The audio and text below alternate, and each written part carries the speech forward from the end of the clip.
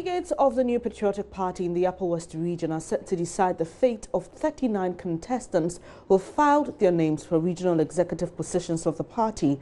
However, acting Upper West Regional Minister is pushing delegates of the New Patriotic Party in the region to vote for his preferred candidate in the chairmanship race. Amidu Chinia Isahaku has been heard or caught on tape lobbying for one Hafiz bin Saleh ahead of the party's regional elections. He's confirmed the voice is his, but maintains that it was a private conversation. JoyNews' Upper West correspondent Rafiq Salam takes a closer look at the election. 47-year-old regional secretary of the NPP, Hafiz bin Saleh, sees himself as the best candidate, having been the only candidate to have risen through the ranks right from regional youth organizer. He believes his contribution to the party's incredible success in the 2016 election, in which the party won 5 parliamentary seats from 0, puts him in good stead in the national elections. Something that we have started, and once we have started it, we know where we can take it to.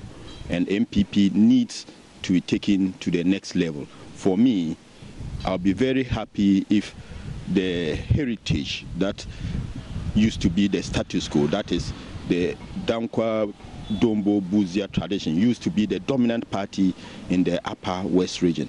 It is my desire that if I'm elected the regional chairman, I'll put in my all to ensure that that becomes the status quo. We want the NPP to become the majority party in the Upper West region. One of 5 others seeking to frustrate that ambition, though, is retired Saudi Arabia University lecturer turned politician SB Kangbere. Basically, the despondency on the ground in respect of party voters is so much, and no wonder NPP has been losing elections. So my task will be to revitalize the spirits of the party faithful, so that they will stick with the party and hopefully bring in even more converts to the party. 4 others, including Sache water producer Alhaji Toiba Mahama and former miner Isaku Dapla, are also eyeing the position. 39 persons in all have filed their nominations to contest for the 10 executive positions. The emergence of a leaked tape where acting Upper West Regional Minister Amidu Chinia Isahaku is said trying to influence the delegates has, however, unsettled nerves with implications for the polls. We don't want anybody to come and rock the boat, to come and undermine the government. And so, in my view, we should let us support Hafiz, because Hafiz has been regional youth organizer, second vice, first vice, and in politics, you have to reward people who have suffered. Nobody should come and get it easy because he has more money or whatever. I am sure if NPP had lost the last election, some of the people who are contesting now, they wouldn't have contested. In an exclusive interview with JoyNews, Amidu Chinia confirms the voice as his, but maintains it was a private conversation. And at this material moment, every party member, irrespective of your position, will have some interest in the outcome of the elections. But how you go about it is the most important thing. As acting regional minister, I have not gone to any radio station to canvass for votes. I have not followed any candidate to canvass for vote. But certainly, every person should expect that as a normal human being and as a party member, I have a view. And I express that view in private. Unfortunately, some of the aspirants made somebody to record and they are transmitting it, which is not my fault. Deputy Minister for Roads and Highways, Anthony Inyo Abefakabo, says he expects the best candidate to win. The blunt truth, however, is that whoever wins this election will need to work above himself to heal the wounds that has come as a result of bad-slinging, invectives, and vituperations poured on each other by the various candidates. Reporting for JoyNews, Rafiq Salam.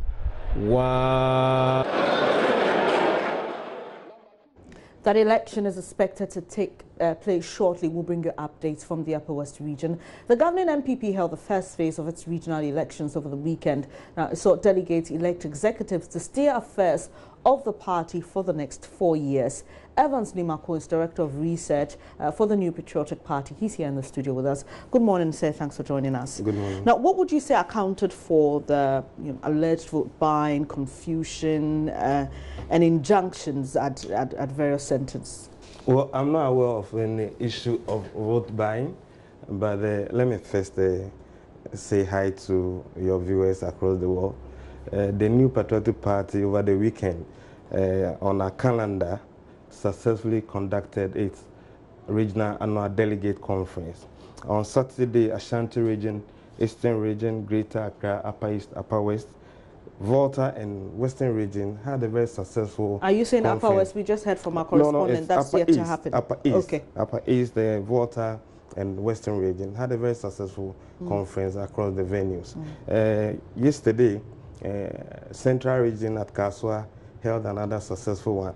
We were expecting BA to do same, but the information reached in my office indicate that the chair of the regional elections committee, Mr. Dujan, was served with injunction. So I'm yet to hear from him officially. Is that the Bono Ahafo or Volta region? The Bono Ahafo region. Because we hear that there was no EC person there, but the elections. No, I'm talking of the Bono Ahafo region where yesterday, as slated on our calendar, Central region, NBA, were supposed to have their conferences yesterday.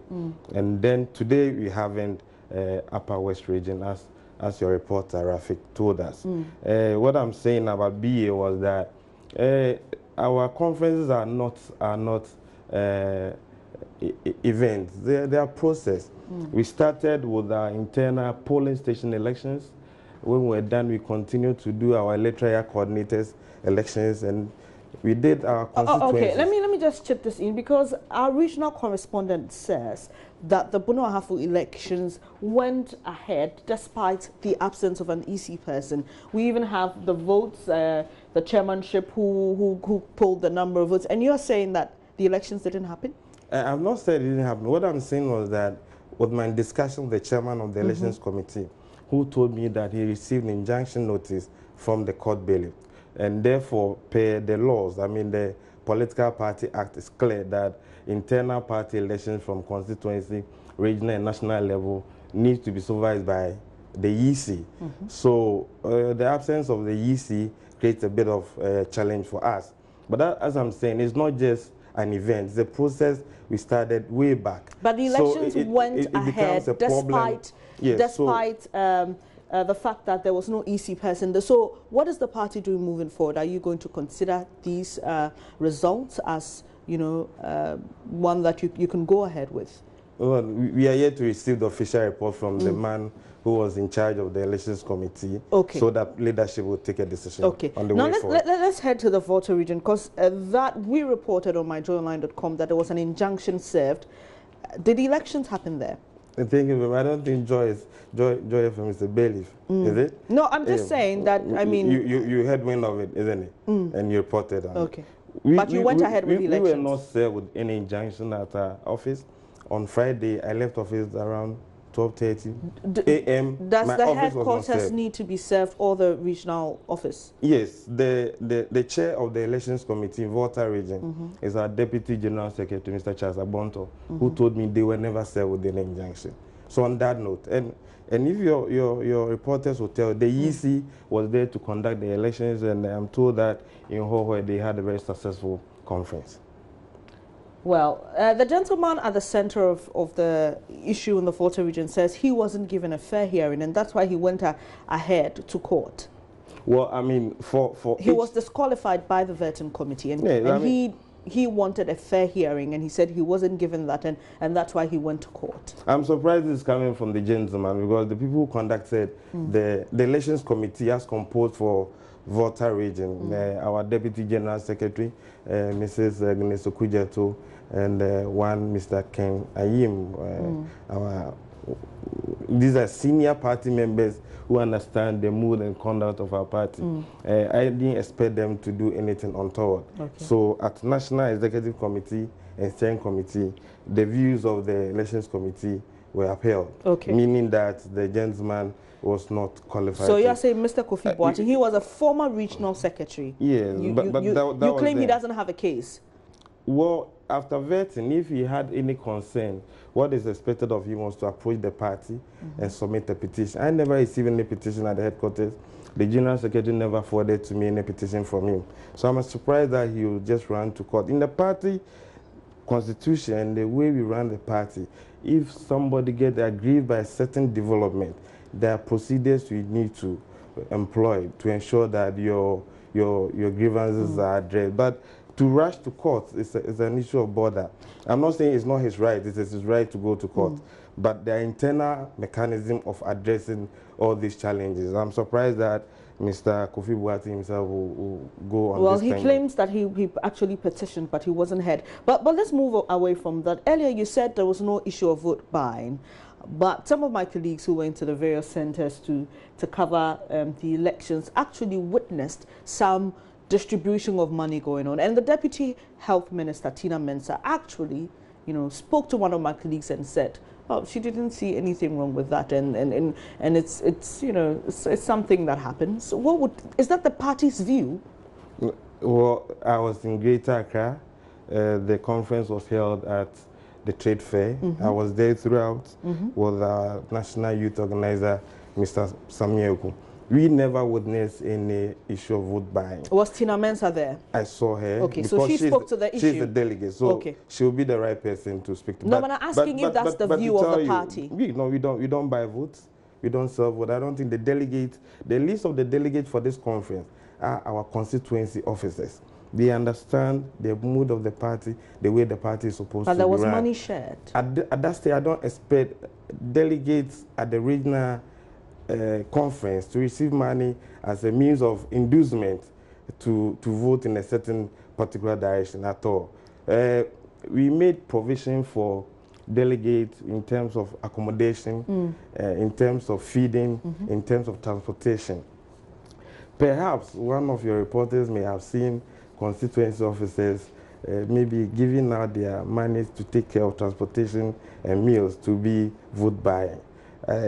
I'm sure the delegates were convinced in their mind whom they thought will help best lead the party at the regional level. So it's not an issue of selling. But do you have any guidelines for any of your delegates at whatever level of your party's elections who decides to share money or use money as a form of inducement?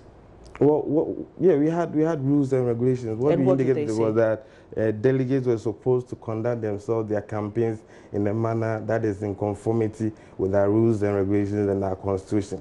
I want specifics. Do you have anything that says? What we did is our internal elections, and we understand ourselves as a party, as one family. So it's not just money that will induce any of such delegates as constituency executive to vote in a certain particular direction. I appreciate your response. The question I'm asking is that do you have anything that says if so-and-so delegate is caught sharing money, so-and-so must happen to the person?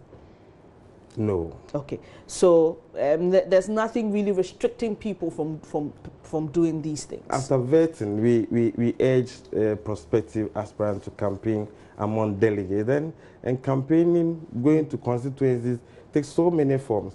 We never said that if you share money to delegates, you would have offended any article in our constitution. We never said that.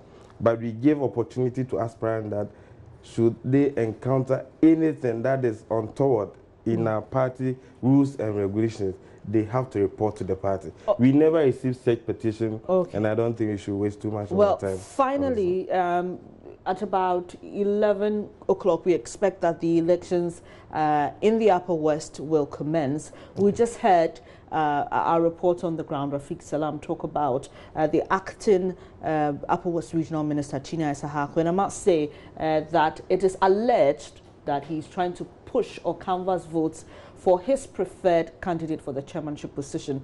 It is alleged. What do you expect from this election, and as a party, how do you deal with matters like these? Well, we expect Upper West Region to have a very successful conference. We also, we don't object to people endorsing candidates. We don't. we do our internal elections. People have stakes. We want to ensure that we have leadership that will ensure smooth running of our party across the region. So NPP will become very viable, strong to prosecute future campaigns. So if a regional minister endorses a preferred candidate, I don't think it's a guarantee that that candidate is going to win. I mean, there has been endorsement across, but it's not always the case that people who get endorsement from supposed big men get to win. The delegates are convinced, they know whom they're going to vote for. At the end of the day, the party that is going to come out victorious.